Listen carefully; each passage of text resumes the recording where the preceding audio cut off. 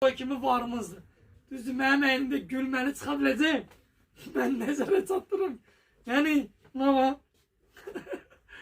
Gəlin aparın da qardaşlar.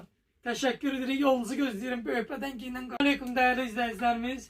Bugün də böyükbədən giyinən qardaşlarımıza ekskluziv olaraq çəki deyək də sizlər üçün. 120, 130, 150 kilo daşı, hətta eləmədən var ki 160 kiloya dolu. Buna bak.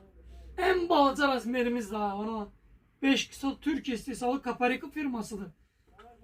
Renkler çeşit ve çeşit. Ölçüler çeşit ve çeşit. Ama düzü kim adam girer bunun içine.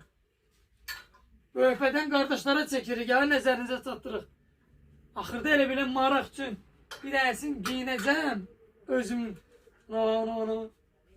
Mallar adamla danışır.